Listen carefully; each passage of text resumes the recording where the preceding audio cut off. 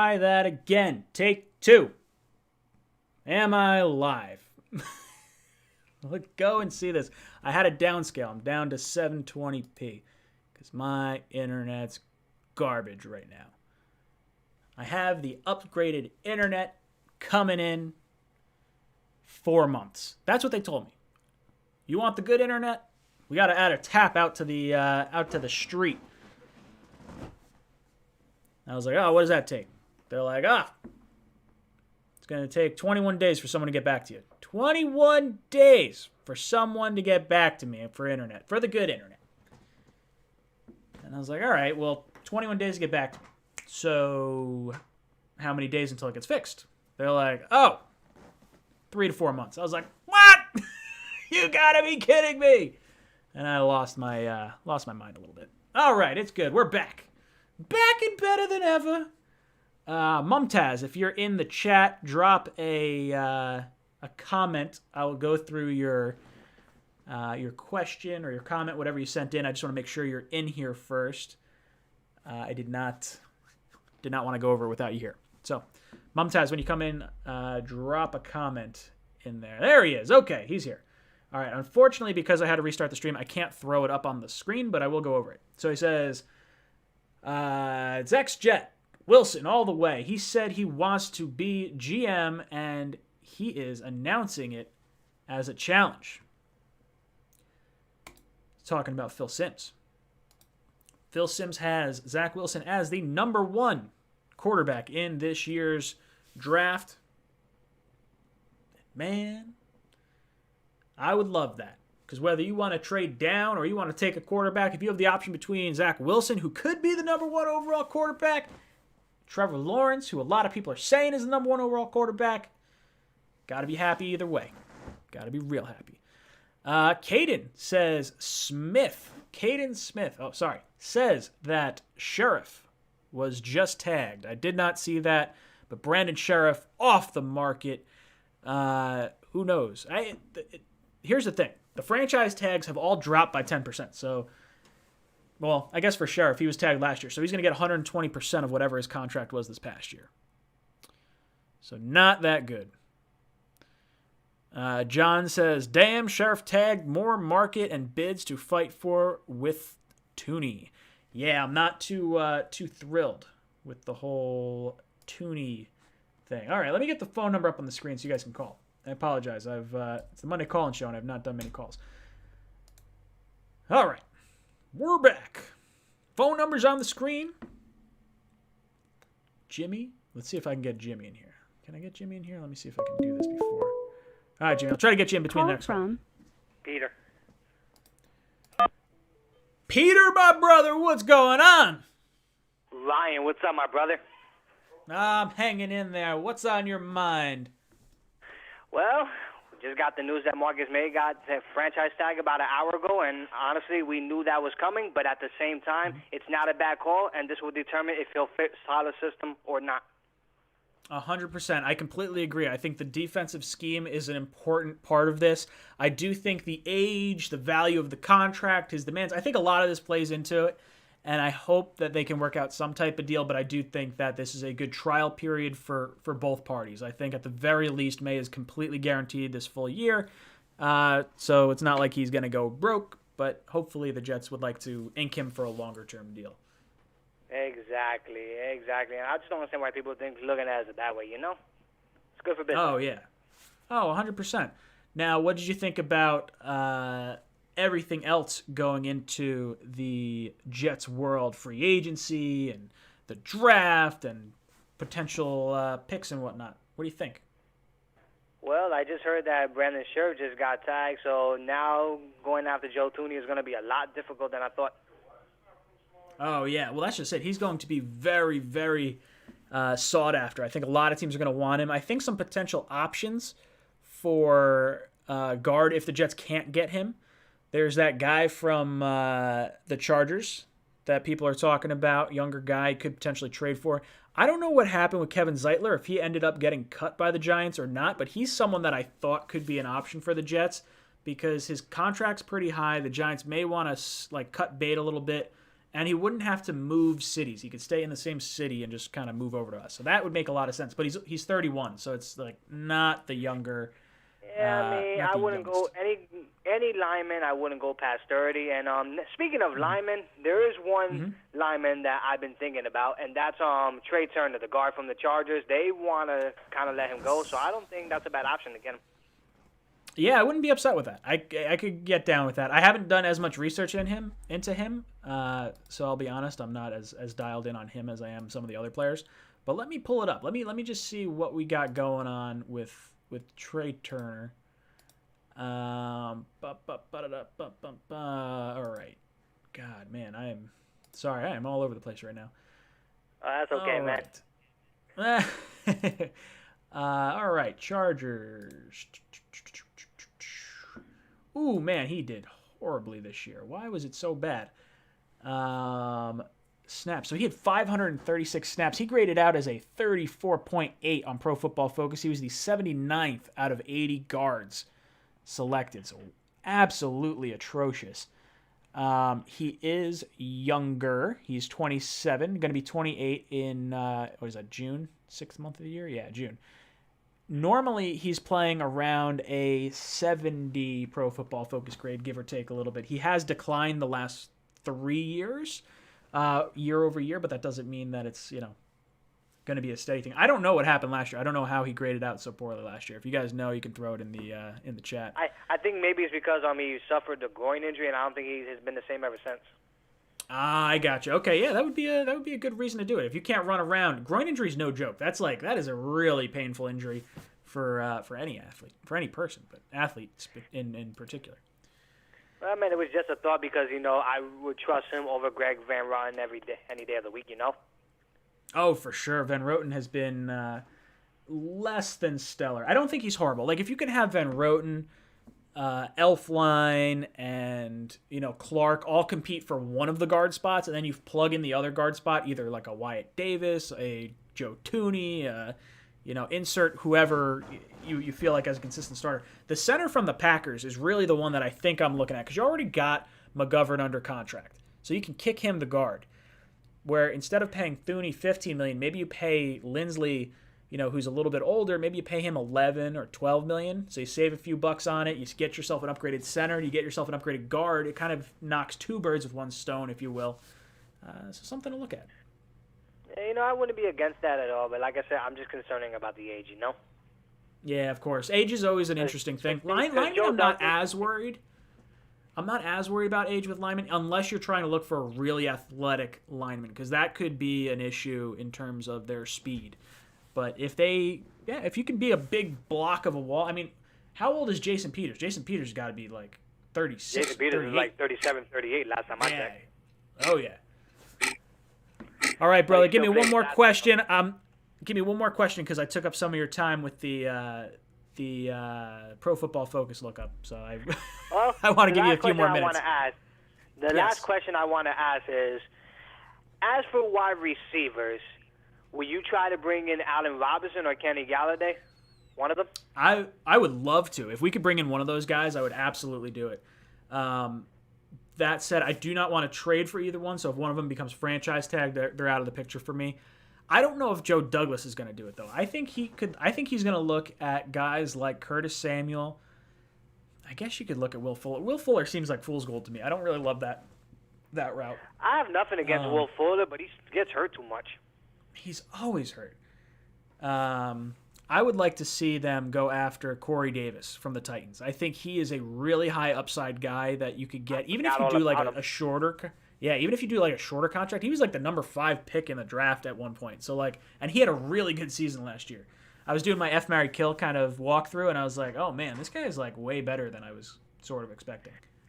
Now the thing is, and as we're talking about wide receivers, what will you do with Jamison Crowder's situation, knowing the fact that if you cut him now, you save $10 million? So if I cut him now, I save $10 million. If I cut him in 2 months, I save $10 million. If I cut him in 5 months, I save $10 million. So I'm not too concerned when we cut him. But if you have the opportunity to, say, bring in a Juju, if that's the route you want to go, if you think he's an upgrade at slot over Crowder, then you take his $10 million, you apply it to Juju, say you got to pay Juju $14 million a year. Now you're only paying Juju $4 million a year. kind of, if you want to look at it that way. At least for the first year. Well, that makes perfect sense. But at the same time, I ain't got nothing against Juju. Like, he's a good player. He's only 25 years old. It's like, you know, he's young. Yeah, I don't really want Juju. I would prefer to keep Crowder because it's the same thing as May. Like, I think you could get a comparable player to May, but I think holding on to your own player, paying your own player, and sort of investing in your own guys goes a long way in the locker room. And I think that's sort of the way Douglas is going to look at this. Hey, in JD we trust, man. In JD we trust. Brother, thank you so much for the call. I will talk to you next week. Mumtaz coming in with another super chat says ESPN did overrated, underrated article for each position. Joe Tooney as the most overrated guard. Darrell Williams from the Bills is the most underrated. Look elsewhere, he says. I can understand Tooney being the most overrated guard because everyone's been talking about him for the last year and a half. Joe, what's up, dude? I'll get to your call in just a second. I just want to answer the last part of Mumtaz's question real quick. And then he says, Darrell Williams as the most underrated guard. I can understand that. Darrell Williams was someone I actually had on my F, Marry, Kill last year or 2 years ago, I think. I had him as a one-year contract kind of guy. I believe he was originally from the Panthers, if I'm not mistaken. So I would have been cool with that. But good stuff, Mumtaz. I think you're spot on with both those. What's up, dude? Welcome to the cockpit. Hey, how you doing, Ryan? I'm hanging in there. Just another day in paradise. Hey, man, yippee, yippee, yay. We got Marcus May today. I love it. I had to, like, if you had given me $5 and you told me mid-season what's going to happen to Marcus May, I was like, dude's getting franchise tagged. People would have been upset, but I'm like, no, it's going to happen. Just look at the value. Look what he's going to want. All this stuff. How do you feel about Marcus May getting franchise tag? Are you happy about it? Are you, like, upset about it? Where do you kind of fall on it? No, I am. I think that was a good move. I think we're going to eventually sign him. And that's it, you know. Sometimes I have a fear he's getting a little older, even though he's still under 30, that, you know, we might sign him to a big contract like the way we did Muhammad Wilkerson. And it might not pan out because he's never been a Pro Bowler, you know, as good as he is. You know, but I have confidence one day he might be. Yeah, I've heard that a lot, and I think it's tough to be a Pro Bowler unless you're a really outspoken player on a bad team or if you're, like, creating a lot of real flashy plays. Like, I don't necessarily think he's played to, like, a top 3 safety in the AFC level where he would be, you know, a Pro Bowl player. But I do think that he has had good seasons that if we had a better team, he may have been looked at differently by a lot of other people. And I think he's been penalized for being on such a poor team. True. But I do think he's a top 10 safety in the league. I think that's fair to say. Sure. Let me ask you something now. I have been talking to you on a, what do you call that, Super Chats. I'm the guy that mentions Zack Wilson is like Ken Stabler. You might have heard that a couple times. I have. Okay, and I'm telling you, I've been telling everybody, this guy is the truth. This guy might be better than Trevor Lawrence. Look at Chris Sims's mock draft, and who did he pick number 1? It was Zack Wilson. Yeah, and all my friends are telling me I'm crazy. I'm not crazy. No, dude. I've heard a lot of good things about him. When I watched Zack Wilson, I was like, wow, this guy looks really, really good. And my concern with him is really just the shortened season. I think if Joe Douglas signs off on it, I'm 100% on board. I can understand if they wanted to pass on a quarterback this year because of what happened with the season and because of everything going on with Sam, and I could see, like, them kicking the can down the road a little bit. But, man, if you think Wilson is a franchise quarterback, don't do what you did with Watson and with Mahomes.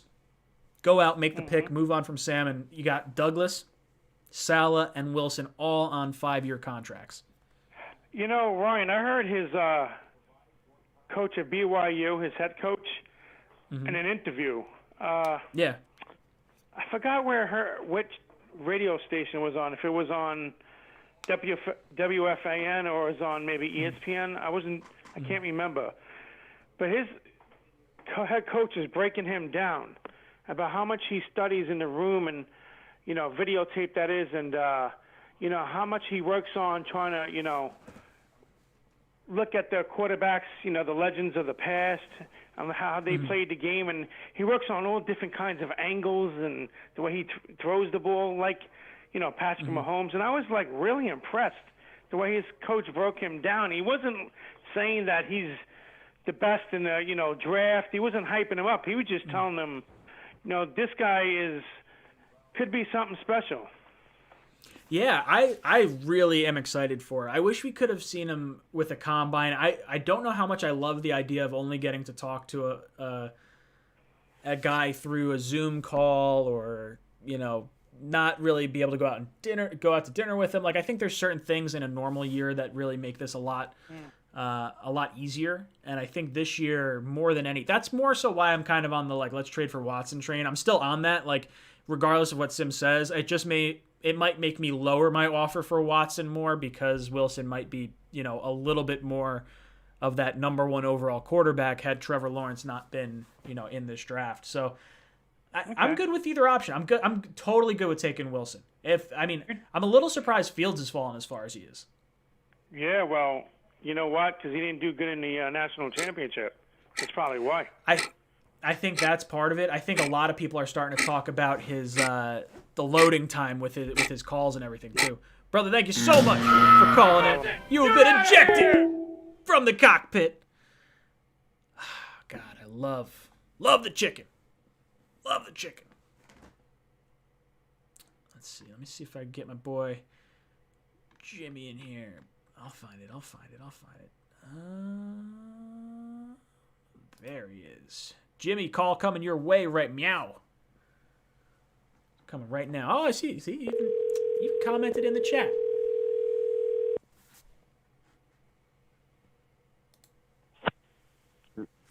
Ryan. What's good, dude? How you doing tonight? We got Jimmy from Weapons Hot on the line. How you doing, boy?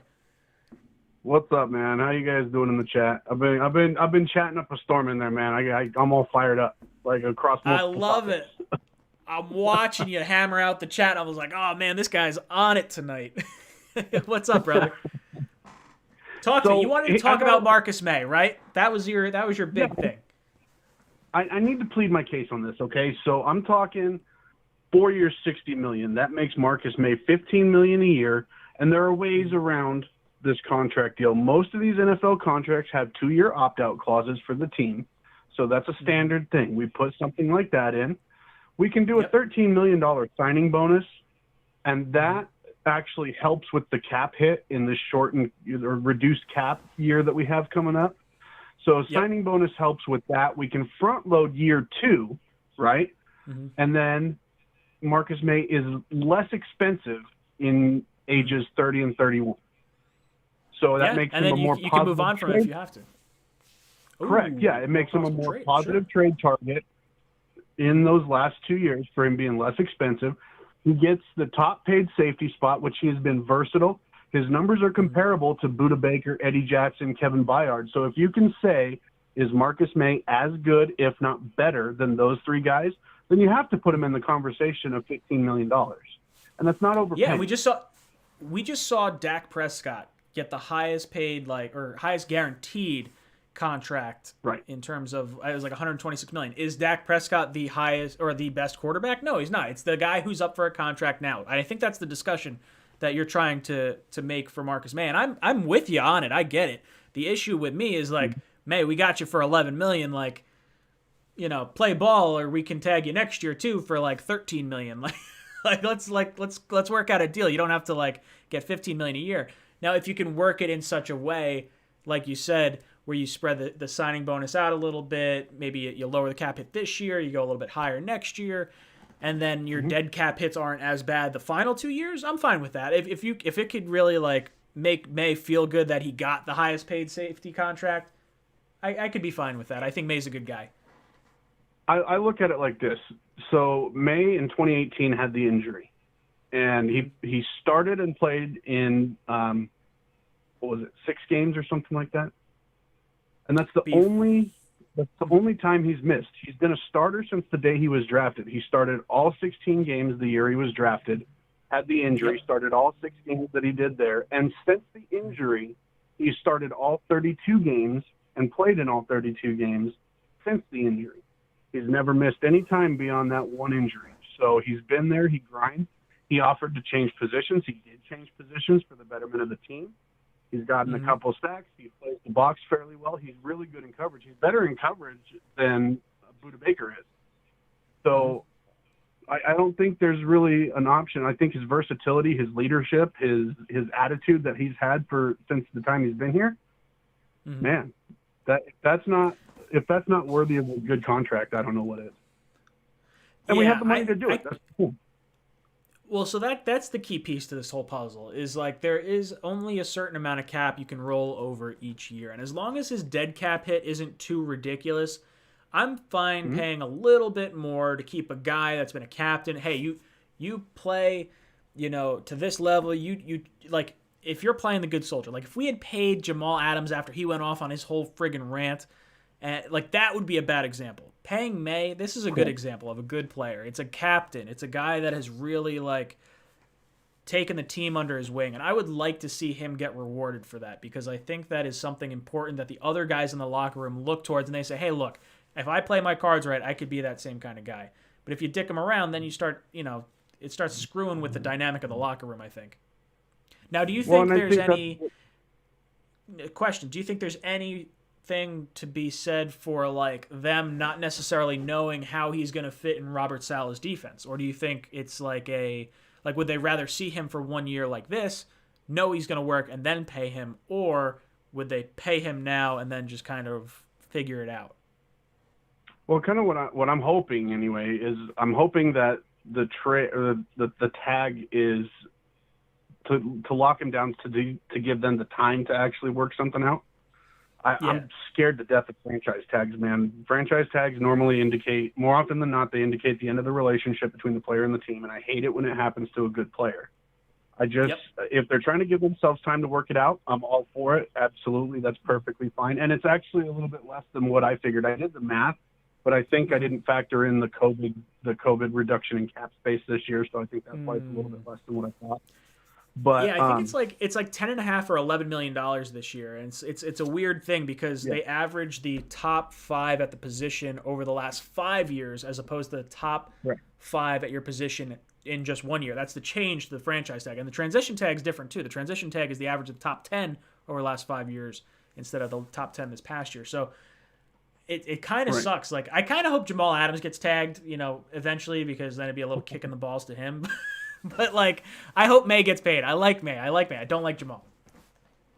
I just, like I said, I just think that it not only helps Marcus out, I think he's earned it, but it also sends a message to the players that when you give even if you guys think, because I'm looking at the chat right now, and I get that you guys say, no, not 15. I get it, right? I get it. But think about the message you're sending. Even if you're reaching a little bit on the contract as far as dollars are concerned, the message you're sending to the rest of your players is like you said earlier, Ryan, put your nose down, grind it out, be a good soldier for the team, and we're going to take care of you. That is the intangibles of doing that are far more reaching than just the one player. Yeah, I think that to me, that little piece of it, I think is so important to really like show to the rest of the team, especially a team like the Jets, who is notorious for overpaying other teams' free agents and not re-signing guys and trading guys away. Like that needs to stop. If the Jets want to be a good team, you have to draft well, which May was a drafted player, and you have to retain your talent. I think all of that is so important. I think you're hitting the nail right on the head. You're making a stronger case that I could kind of buy. I understand the Jets tagging them, but I would kind of hope. God, I don't know. Do you like? It's like, May, we just got you for $11 million. We got you by the balls. You could sit out and not make any money. I don't know. I'm so torn on it. I don't want to pay him $15 million, but I see where you're coming from with it.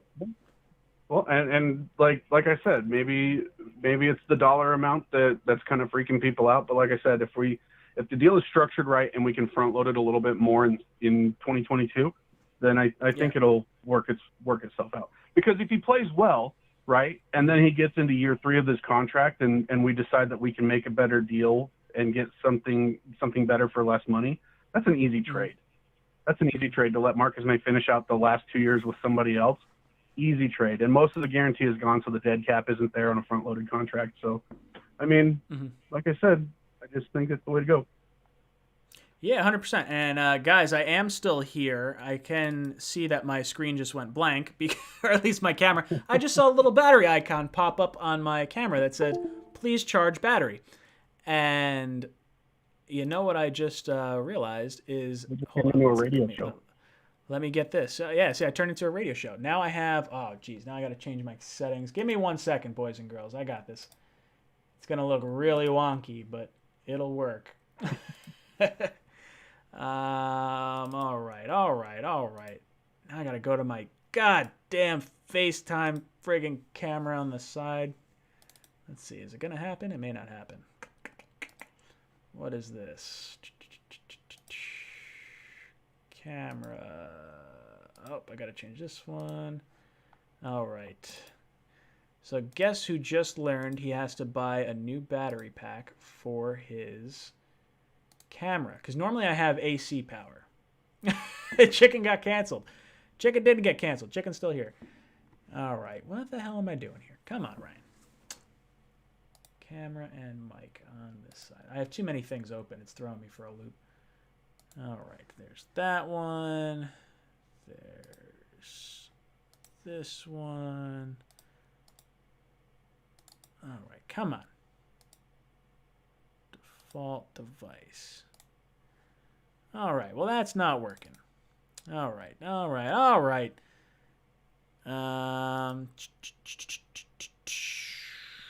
So, Ryan, I'm going to let you get that squared away. I'm going to be getting ready for Green Beans Mock here in a little bit. But I thanks for giving me a call, chat. I still love you guys. I know we don't agree on this, but this is what these things are for, right? To get everybody started. Awesome. I love it, Jimmy. Thank you so much for taking some time here, and I'll look forward to watching your 10 o'clock mock with Green Bean. All right, brother. Have a good night, guys. Take it easy, dude. All right. I'm still here. Give me just a second, boys and girls. I'm just trying to figure out. I got my other camera right next to me. I got the battery pack right here. This is all sorts of screwy. Watch this. I'm going to see if I could do this while you guys are watching. Once it pops on. Let's see. This is all the behind-the-scenes inner workings that Ryan's got to figure out, because now I'm going to look like a big old dummy tomorrow when I try to live stream. All right. Take 5. How is that not charging?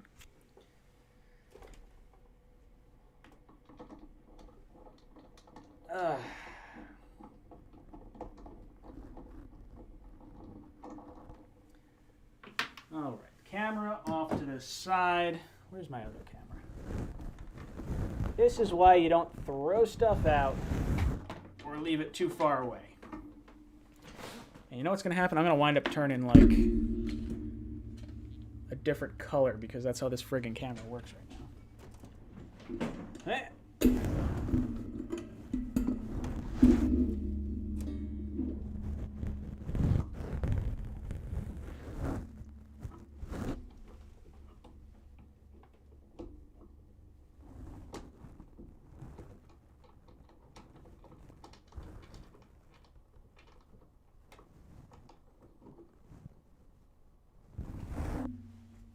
All right, almost here.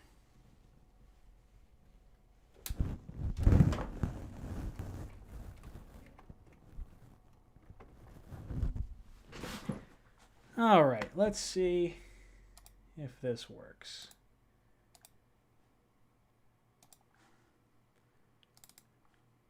DSLR.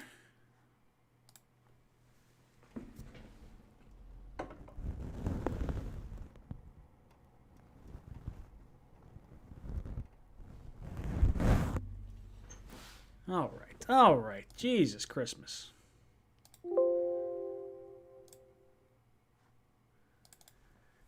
Ba-ba-da-ba. Give me a second, boys. This is a horrible stream. I apologize. I get cut out earlier, and then I get this whole thing going on. Let's see. Video capture device. I'm just as freeze beanie as freeze bean. All right. You know what I'll do? I'm going to get out of the StreamYard stuff. Because usually that's what does it for me. Usually I'm screwing around too much with this. And let's see. DSLR.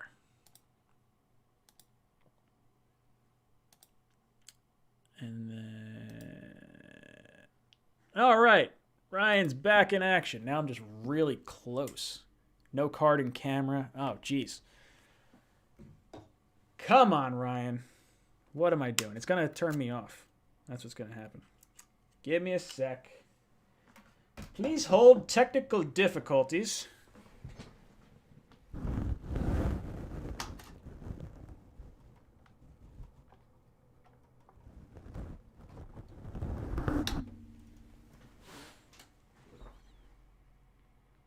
All right. So there is me.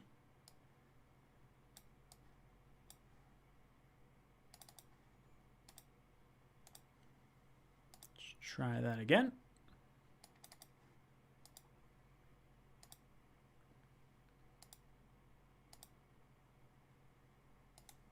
All right. Here I am. Oh, jeez. That is ridiculous. I got to get better at doing this. I apologize. All right. How do I get zoomed out here? Zoom out. Man, now my shot's all screwed up. Shrink. Oh, man. So, you know, they say this little camera can be plugged in to a computer and it would work. But it lied to me. They lied to me. And now it's got this little blinky battery light. Okay, look at a little blinky battery light. That's what happens. That's what happens when you come to Jets Talk. You get off-the-cuff BS happening like that. I'm trying to use the wrong lens cap. Way to go, Ryan. All right. That's the wrong lens cap, too. Here we go. All right. Where was I? Talking about Jet stuff. All right, let me pull up the phone lines. Let's get to some more calls. Thank you guys for hanging tight with me. The fact that we got like 200 of you guys still hanging out here. Oh, put the phone number on the board. Okay, phone number's got to go on. Phone number's on the screen. What, I click out? I didn't know I clicked out of it. Whatever. We're in.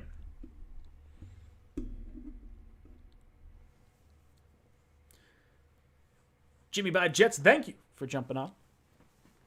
You the man. He will be live with Green Bean tonight at 10 o'clock for their 10 o'clock mock. Terry goes, that was a quick 20 minutes. Yeah, that sucked. That was miserable. Whatever. Who we got? Call from Chris. Chris, what's good, brother? How you doing tonight? I'm doing good. How are you, Ryan? I'm having technical difficulties. I bought this new camera. I'm all excited to stream with it, and then it doesn't stay powered up while I'm streaming. Stupid. All right, what's on your mind, brother? Well, I was, the news has been kind of slow lately, but I was excited about the Marcus May tagging. Yes, yeah, I'm definitely happy. Oh, well, I'm happy he's staying. I figured as much. I don't think they were going to let him walk regardless. Now, do you think they work out a long-term deal, or you think it's like done? I would like them to work out a long-term deal in the coming weeks. I feel like if you wait, I feel like if you wait to pay him next year, it could be even more money in the long run for the team. If he plays well, and I assume he will, I don't think, from going to Gase to Salah is going to make him a worse player. So I think you should work out a long-term deal, but I don't think they will get one done. I believe he'll stay on the franchise tag this year. That's kind of my thinking as well. I think it's going to be tough. I think they're going to be so far apart on their negotiations that it's going to be tough to really meet in the middle somewhere. The issue is if, they get to the end of the season, they're like, well, May, we still want you. We want you on the team. We're going to tag you again. So it's like, all right, maybe they do a 2-year deal of, 2 franchise tags worth of getting tagged. I don't know. Yeah, but if you do 2 years, then he'd be on his older side, I feel like. We'll see. Yeah, well, Well, that's exactly it. He really needs to like sign his deal now. So he's got to realize if he wants $15 million a year, like maybe that's not the way to go about it. Just be like, hey, look, let's meet in the middle. Let's say 11 million, 15 million. Let's give you 13. Let's call it a day, and let's move on to football. I think both sides should work that out, unless it's like Jimmy said before, and you do a contract that's 15 million a year, but it's kind of like a false 15 million a year. I mean, maybe they do that. I watched your video the other day about Sims and his rankings of the quarterbacks, and I was blown away by how like accurate he was. So, do you think Zach Wilson's going to be that good? I don't know. I have such a hard time trying to grade this draft class because when I look at Justin Fields, I see like a 6'3" Russell Wilson, and like, I like that. I see what people like about Zack Wilson. I think Zack Wilson's going to wind up being like, I think he's going to come in at like 6'1". I had someone send me something. They were like, yeah, he's standing next to so-and-so, and that person's 6'1", and they're the same height. I was like, it's possible. The camera angle could have been a little off, but he doesn't look like he's 6'3". But guys that are playing 6 foot and below, Drew Brees, Russell Wilson, Baker Mayfield, like all these guys are playing like Kyler Murray. So like maybe height isn't as big a deal as I'm making it out to be. Yeah, I mean Kyler, everyone was concerned about his height. He's doing pretty good, I guess, But and the height has really shot up for Zach Wilson in the past, and it's only good really because whether you take him or you trade the pick or whatever, I feel like it's only good for us no matter what we do. Yeah, well, that's just it. It's like whether you want Wilson or not, this is good because one, the Jaguars could pull a fucking Baker Mayfield last minute and take him instead of Trevor, or you could take Zack Wilson and be perfectly happy, or you could trade down, roll with Sam, and get an even bigger haul of picks because now the guys are coming up to get that quarterback, a number one quarterback. My biggest issue with it, as far as like keeping Sam, and I've harped on this ad nauseum, is that you don't want to fall into a trap like 2017 where you pass on the quarterbacks, you pass on a stud quarterback, and then you have to give up 3 second-round picks the next year. Because if we trade down, we have 3 first-round picks next year. Good shot. We're going to be giving up multiple first-round picks to go up and get our quarterback if the team that's in front of us wants to trade out. Because there's no shot that may, there is a shot that may not happen. They may not want to trade out of the spot. Yeah. And then I was also thinking, I saw someone say on, I think it was Instagram, but he said if we traded for Deshaun Watson and then say Jacksonville doesn't take Trevor Lawrence, they'd be upset. But I feel like I'd still be fine with that because you're hoping Trevor Lawrence develops into something that is Deshaun Watson. Like if we can land 100%, and they drop Trevor, I'm not going to be upset about it at all because you get a top 5 quarterback. Sure, I absolutely agree with that. For me, when people are saying like, oh, well, would you regret if Lawrence made it to 2 and you traded for Watson? Absolutely not, because Watson's a top 3 quarterback. Yeah. If I could get Lawrence to turn into a top 3 quarterback, that's perfect. But Watson is the top 10 guy. Like Lawrence is still a lottery ticket, whether you like it or not. Brother, thank you so much for calling in. You've been ejected from the cockpit. God, I love that chicken. I love that chicken. Boys, girls, we got, 35 minutes left in the show. And then we will see you tomorrow. That's what's going to happen. Guys, we got over 230 people in this stream. Drop a like if you want to see more of these kind of streams. I really enjoy these kinds. And it helps people tune in later on. Mudville. Mudviles, what's up, Mike? How you doing tonight? What's up, boss? I'm doing all right. How about yourself? I'm hanging in there. What's on your mind? A couple things. I was scrolling around to see what we can go after, and I saw this little trade, but it has to do with Arizona and Houston. Okay. I'm seeing the Cardinals would get Deshaun Watson. He reunites with DeAndre Hopkins and J.J. Watt, and the Texans get Kyler Murray and picks. Mm-hmm. I don't really see that unless Cliff Kingsbury gets hired, personally. Yeah, I mean, I've seen that scenario, we're going to get the gang back together in Arizona. But you would have thought that, we would have heard rumblings of Arizona being on his list. I don't know if the Texans would have to value Kyler as a franchise quarterback. Because it's really, to me, when I'm looking at this situation, I'm saying, okay, it's Sam Darnold, it's Tua, maybe it's Kyler, and then it's Fields, Wilson, whatever at number 2. So the Jets own 3 of those cards. Do you like Kyler Murray? Do you like Tua? Do you like Sam? Or do you like one of the rookie quarterbacks? Kyler, I believe, is a franchise quarterback, and I do think that they should probably, go that route, I guess. But I don't know. I don't know what kind of package Arizona could get together to get Deshaun Watson. I'd have to really, dig into it. How do you feel about that potential trade? Me, at first I wasn't really big though on Kyler just because of the way he played. I didn't really like that he ran around so much. Mm-hmm. But the way he is now, though, with D-Hop and all that, though, I can see him getting better. But it's just a system he's in my opinion. I feel like he goes to Houston to be a completely different quarterback. Yeah, so that's a tough thing to say because you've drafted your quarterback in Kyler Murray if you're Cliff Kingsbury. How much better is Watson than Kyler, long term? Are you drastically improving your team? I think he's a better quarterback right now, and I think he's probably the better quarterback long term. If they think Kyler has hit a ceiling, then maybe they go that route. But I don't know. That's the good thing, though. I'm not Houston right now because then that's a hard decision. Dude, Houston's in a world of hurt. Yeah, you already drove off 2 out of 3 really big players for your team, and now all of a sudden all you left is Watson. He's going to be gone, I give, a month.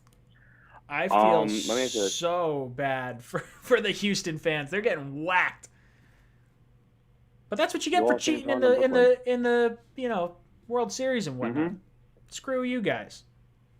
Karma comes back hard.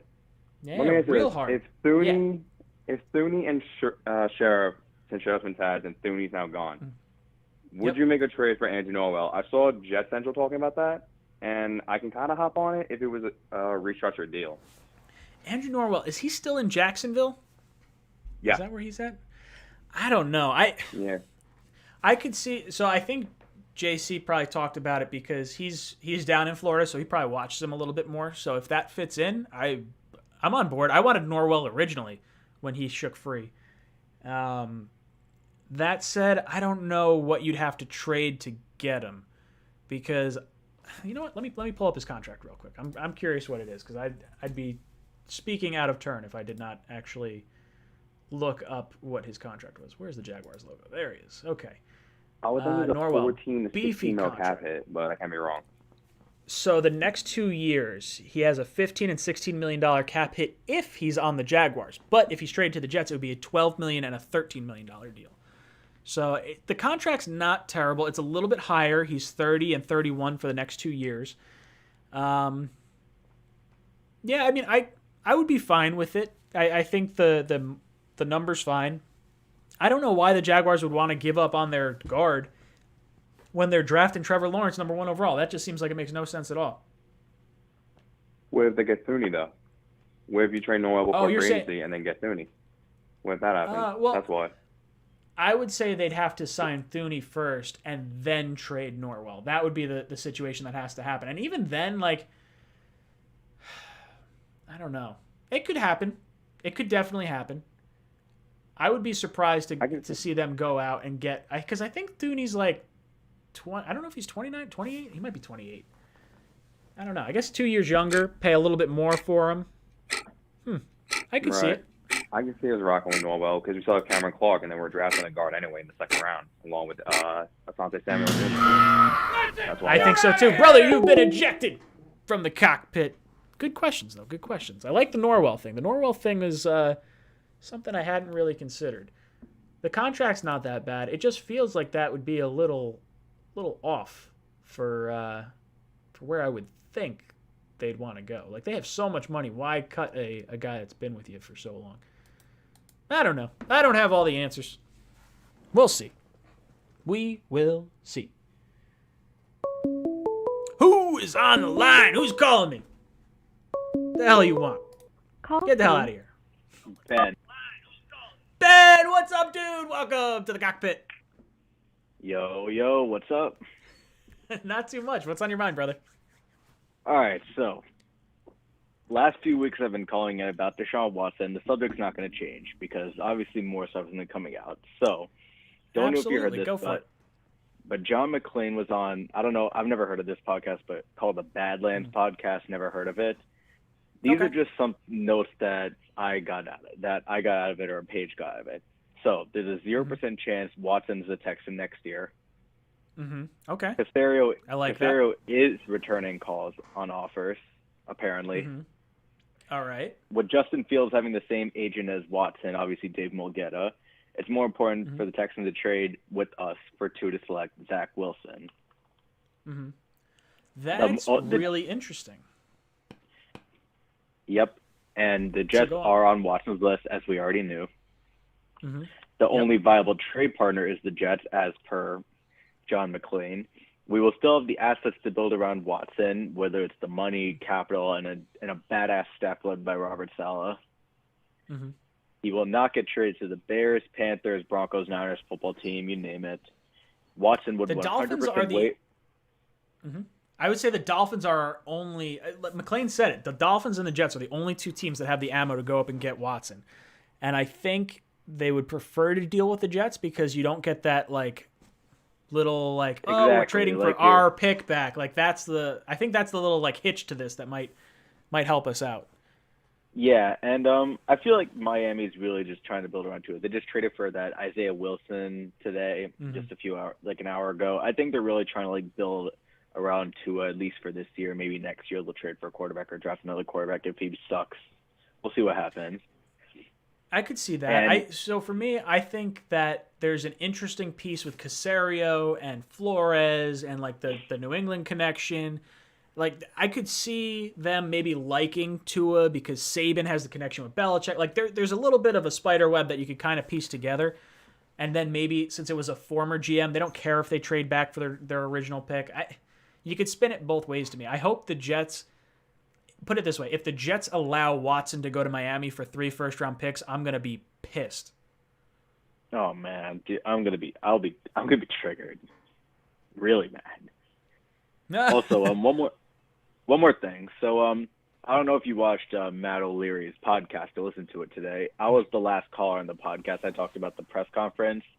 One thing that struck out to me is that I don't know if it was Connor Hughes or Rich Thamini or someone else. He asked Joe Douglas in the press conference, would you trade multiple picks for a player? Obviously, we knew that was going to be Watson, but we aren't going to say Watson because that would be legal tampering.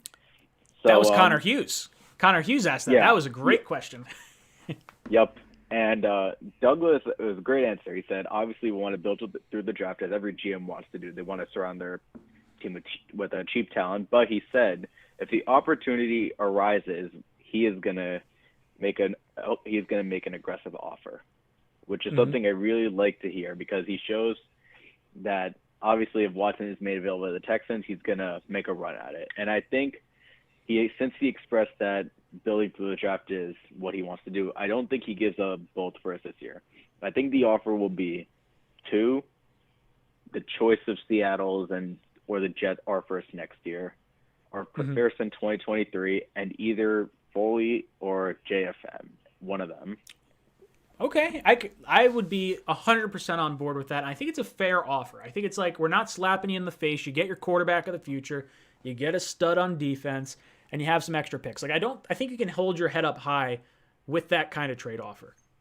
Yeah, I don't think Houston gets anything better than that, honestly. And if they want to keep Watson, go ahead. Start AJ McCarron, go 0-16. No one wants to go to you anyway. Let your guy sit on the bench for a year. You're just gonna lower. It's just gonna lower his trade value since the contract's gonna go up to a $40 million cap hit. Just shooting themselves in the foot. They have to bite eventually.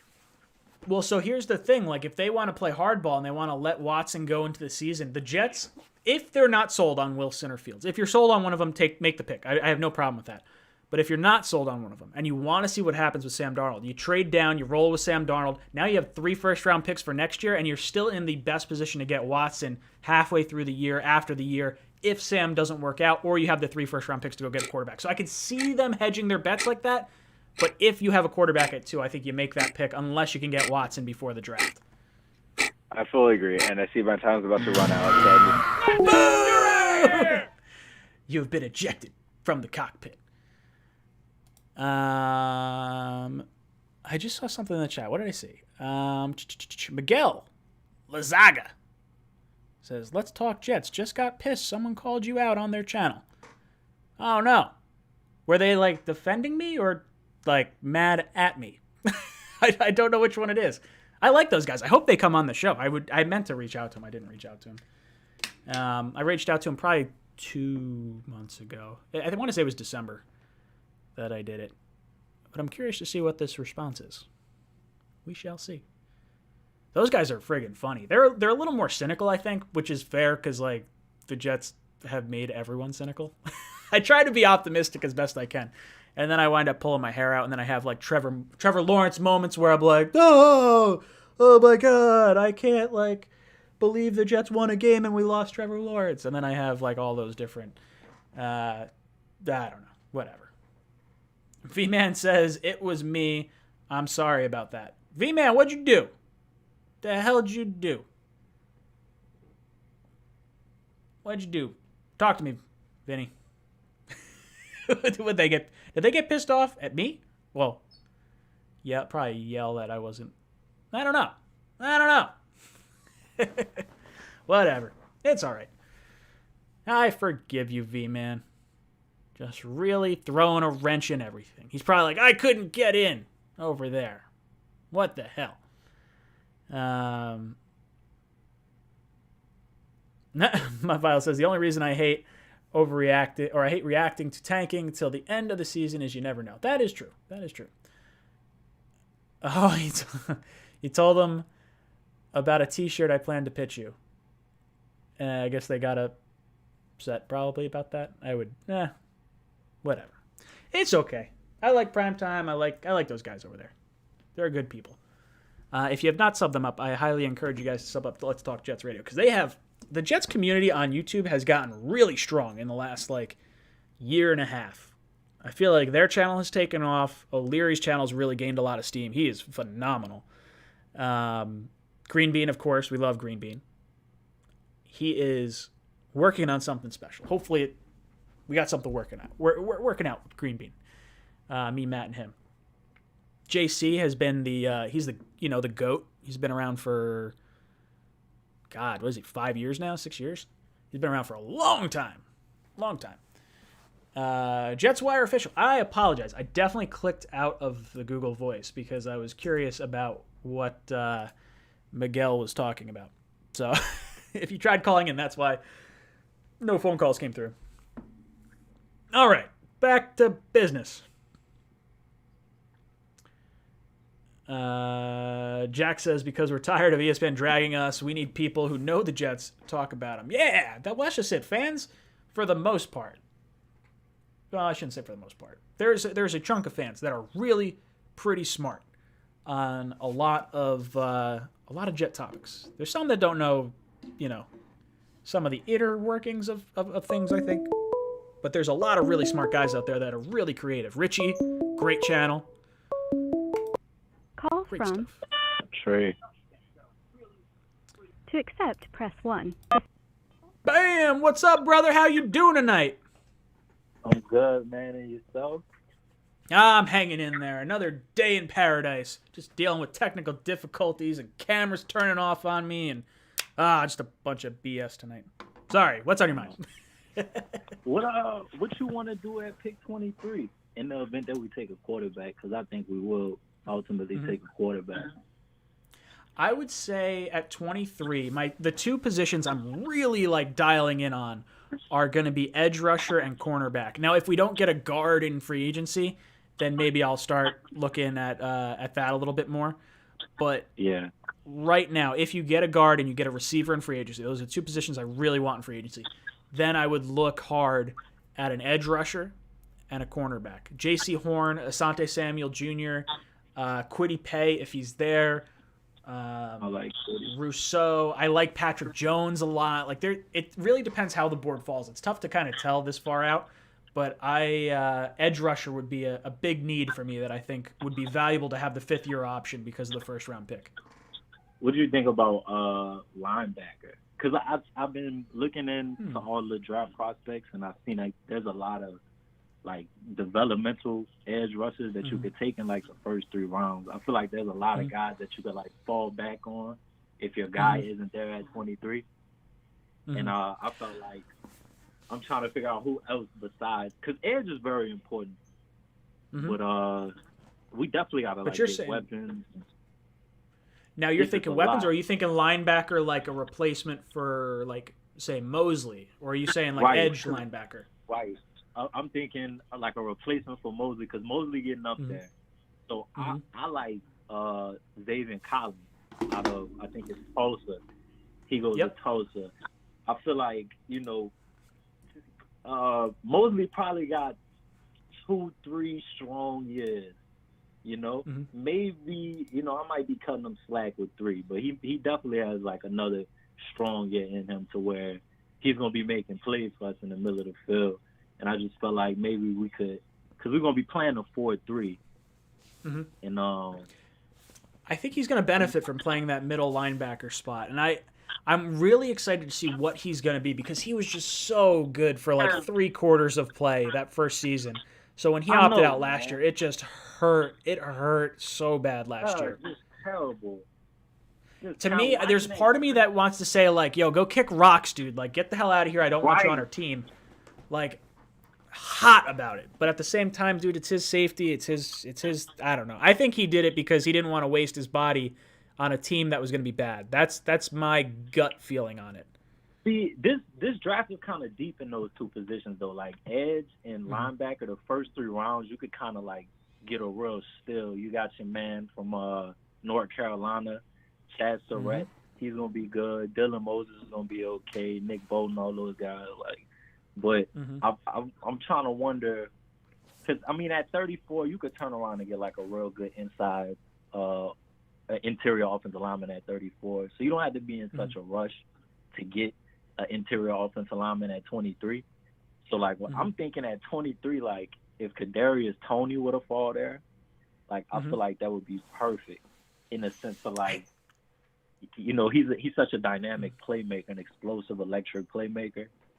And I feel like you're not going to get something like that, because opposite of him, Rondell Moore is probably the next most electric, you know, playmaker in the draft. So I feel like, you know, you gotta take that right there while it's right there. But I don't know, man. 23 is such an intriguing pick.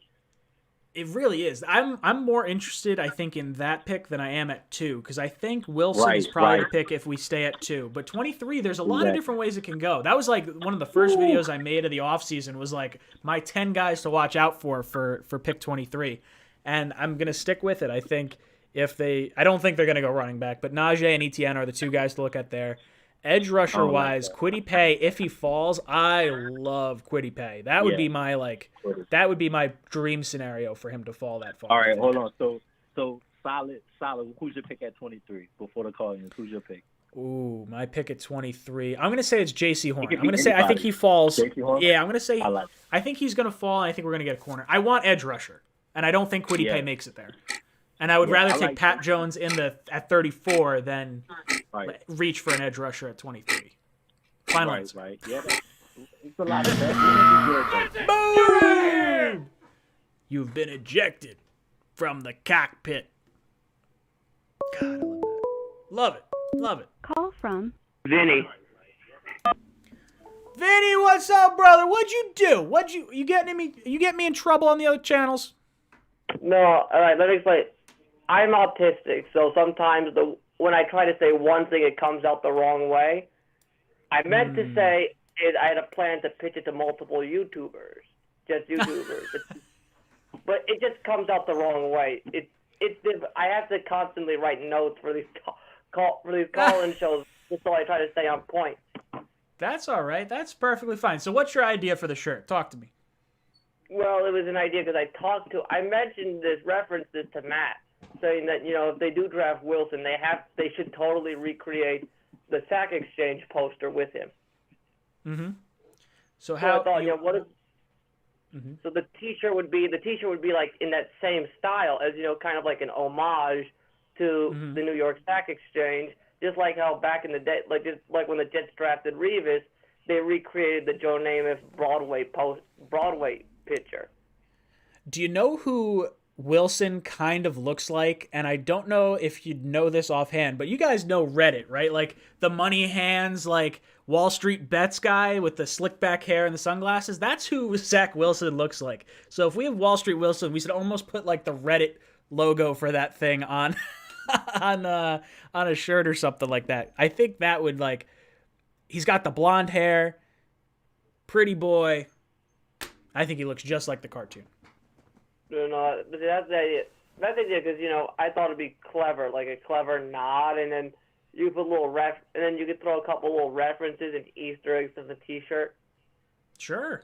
Yeah. What kind of Easter eggs would you be trying to plug in there? I'm trying to think of a couple good ones. Obviously, the first thing I think of is the sack exchange. Mm-hmm. I'm not sure. Like, what would be a good Jets Easter egg in there?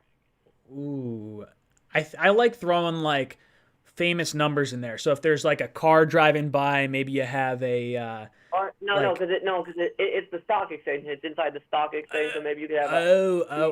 I see. You're saying okay. Let me pull up the thing because I think I know which one you're talking about. And I want to just the post keep it in that, front. like, and all the slips are on the floor and all the papers on the floor. Is it a shirt or a poster originally? I'm going to say shirt. It was a poster, the sack exchange poster. All right. Images. Bam. Oh, yeah. Okay, I got it. So you're saying like a real life kind of looking picture similar to this? Yeah, or you could just draw. I think just drawing it like that. I think you could have some fun with it. I think you can get a... you know what? I got an idea for a shirt. I got a really good one. I'm gonna keep it under wraps, but I'll message me on Instagram. I'll give you an idea of what I'm thinking because I think I got one that could work out pretty good. But somewhere in the realm of where you're going with this too. Yeah, I like that. You could have like you could probably throw some numbers in the background of some Jets past. Yeah, for sure. Now you would just have Wilson because you're not gonna have all four guys, obviously. Well, obviously no. You just have Wilson. I think you probably have to readjust the angle of it because I think the shot works better with four people. So I think you'd have to make it more straightforward. Mm-hmm. But obviously, you're doing it in the stock exchange, so it would be a clear reference there. I like it. It's a Wall Street thing. I'm all about the the Wall Street Wilson. I think that's going to be. That's what we're going to get because people want the marketing anyway. That's what it's going to be. It's going to be like, forget how he looks on tape. His name, fits. It's Broadway Joe. It's Wall Street Wilson. I guess Broadway doesn't even start with a J for Joe. I don't know. I'm off the cuff here. I remember, actually, do you ever hear the story of how that nickname came to be? No, I don't think I have. So they were practicing up here in Peekskill, so they walked back into the Peekskill Military Academy, and they're in the locker room changing, and that in the picture is in the magazine. And the ownership gave everybody a copy of the magazine. And so veteran offensive lineman Sherman Plunkett grabs the magazine, looks at the magazine, looks at Namath, looks at the magazine, looks at Namath, looks at the magazine, looks at Namath, and he just smiles and says, Broadway. Broadway Joe. Love it. That's awesome. That's really cool. I like that sort of stuff. Vinny, you have had 5 minutes. You have been ejected from the cockpit. That's it. You're out of here. See, I forgot to hit the timer. So you just got the manual eject. Good story, though. I like it. Who we got? Frank. What's good, brother? How you doing tonight? Welcome to the cockpit. Hey, what's going on, Ryan? How you doing, buddy? I am hanging in there. I am enjoying life. What's on your mind, brother? Down the boy, man. Great show. Thank you. Hey, real quick. My question is, how do you think Quentin Williams is going to fit into this 4-3, 3 technique, Robert Saleh defense? I think it's going to be a huge move for him, huge upgrade. I think the pass rush is going to get much better as long as we get, a couple of edge rushers, obviously. But I think overall, just with a 4-3, is going to help out.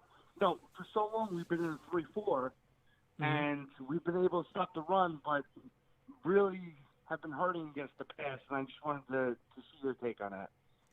I love going to the 4-3. And over the last few years, we've kind of had a hybrid where it's like a little bit of both, but I would love to see more 4-3 just because I feel like the last time we were really good at getting after the passer was like with Abraham. And that's the last time I really remember doing a 4-3 consistently. Now maybe I'm missing something. Yeah, it was Ellis, no, right. It was Abraham and like all those guys. So I would love to go back that way. And I do think Quinnen Williams, he is poised for a huge year. I think he is going to absolutely break out. And I could see the Jets extending Quinnen Williams after next year, since it'll be 3 years out of his rookie deal. He has 2 years left on his deal. You sign him to a big deal now.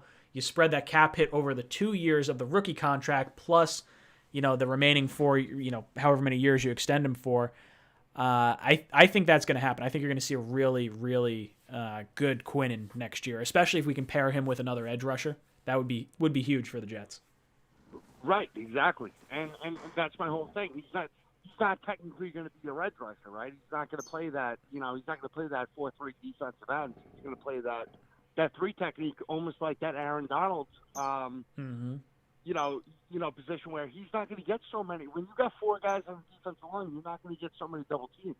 That 3-4 is really tough. Yeah, because all of a sudden you've got 4 guys right in his mouth, and then you have the linebacker coming in from either side. Any one of those 3 linebackers.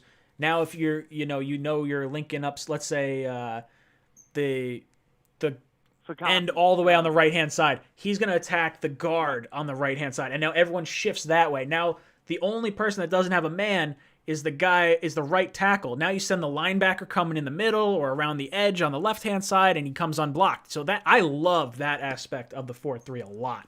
I think it's a numbers game. Rather than sending 2 linebackers, you're sending – I mean, I guess 2 linebackers are faster, but I think the edge rushers with their hands in the dirt is just so much more valuable than right, I agree. Mm-hmm. I agree. I think 3-4 outside linebackers don't cover.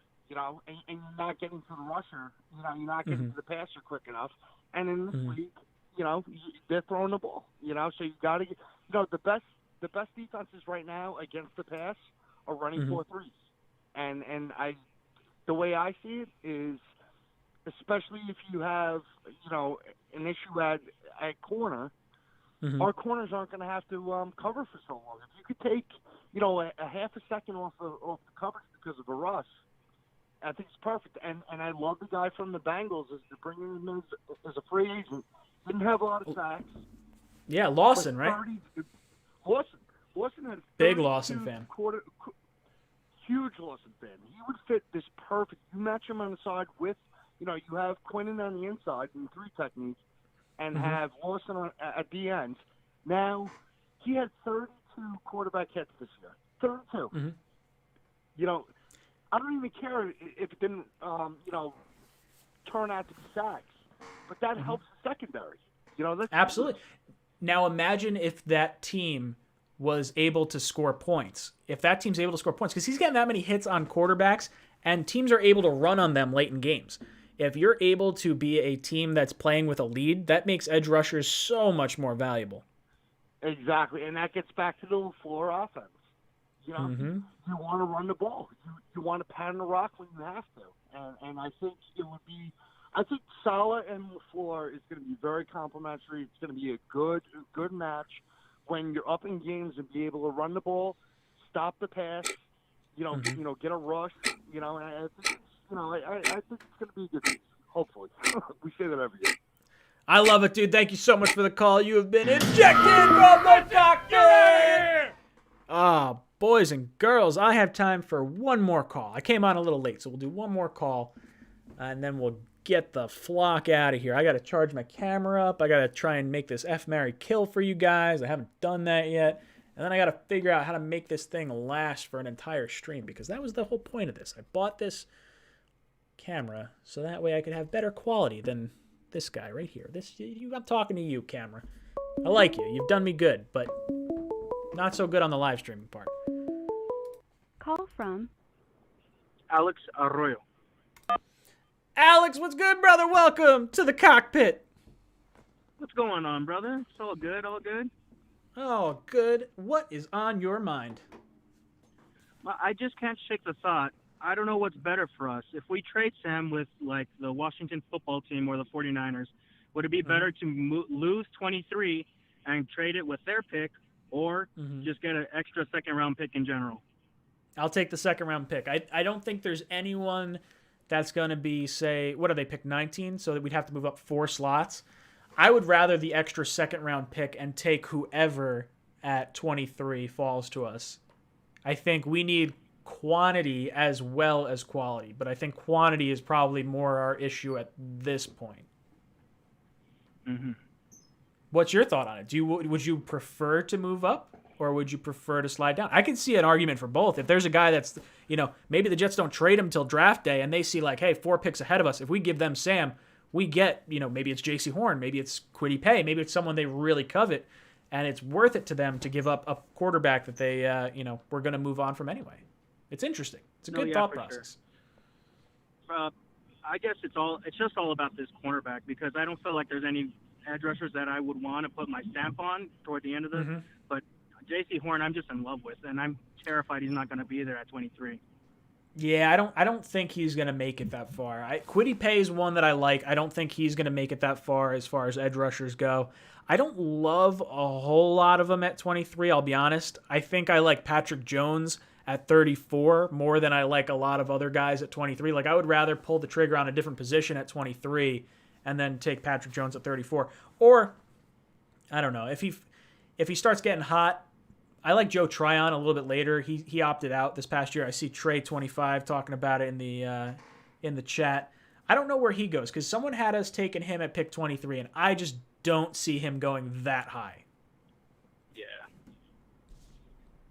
So what else is on your mind? What do you think about Marcus May? What do you think about? Oh no, go on. Sorry. I'm real happy that we tagged him, but I feel like it's bittersweet because I don't want to piss him off and feel like we're cutting him the short stack, by not giving him his long-term deal, because he has been playing out of his mind.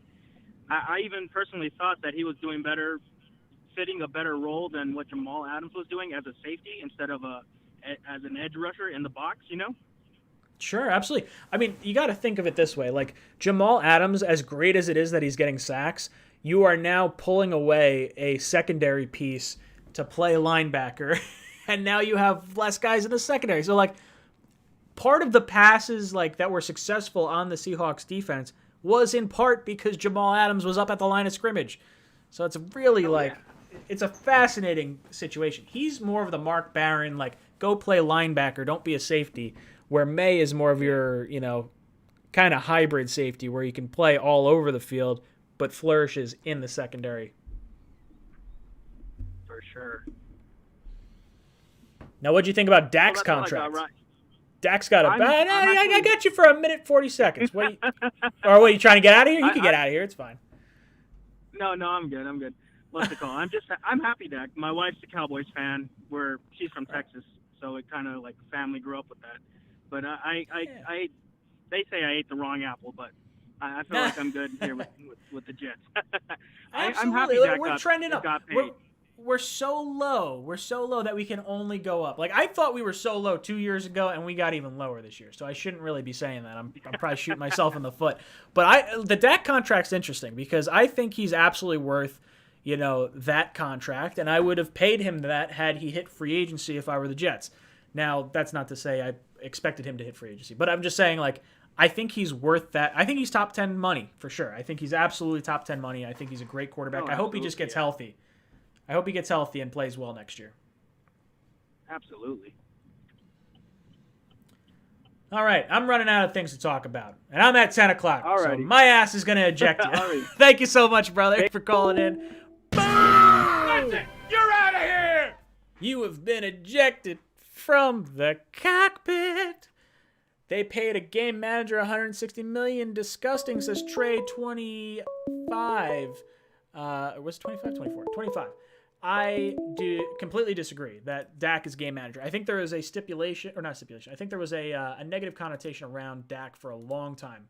of him being a system quarterback, a guy behind, maybe not system, but maybe more like a game manager behind an offensive line that's elite with an elite running back in Ezekiel Elliott, and then a fantastic set of wide receivers with Amari Cooper, Gallup, and Lamb. And he does have a lot of help. That offensive line is not what it used to be. He's had injuries, and he's had, the offensive line has had injuries, and they've had guys retire. The stat line that Dak was putting up last year, he's like all-time really good for the few games he played. I don't know if he can keep it up that much, but I do like Dak staying in Dallas. They basically commit to him for 3 years. So we'll see. Who knows? Maybe it doesn't work out. We'll see. I don't know. I'm just some Jet fan yelling at a computer screen and listening to you guys. But hey, we are towards the end of our show. So boys and girls, I will be back here tomorrow with our boys, Green Bean and Matt O'Leary. I got a special sponsorship that we're working on. I'm going to have those out there. We're going to do that. Jack Sullivan says, Ryan, the shirts that say delete on the site, are those out of stock? I have to delete those particular shirts because that style of shirt is not there, but I will update that. So those shirts will be available, but just give it like 2 days before I change that. Ooh, Tom Coleman jumping in with a last-second super chat says, hi, Ryan, what do you think, what you think to quarterback alternative setting Lance behind with Darnold or Mac Jones? Both include trade back.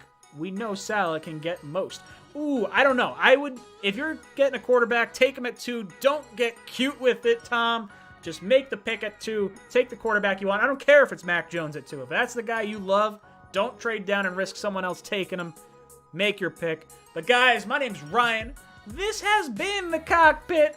I'll be back tomorrow night, 8 o'clock, 10 o'clock, with the boys for Talking Jets, and I will see you guys tomorrow night. Jet.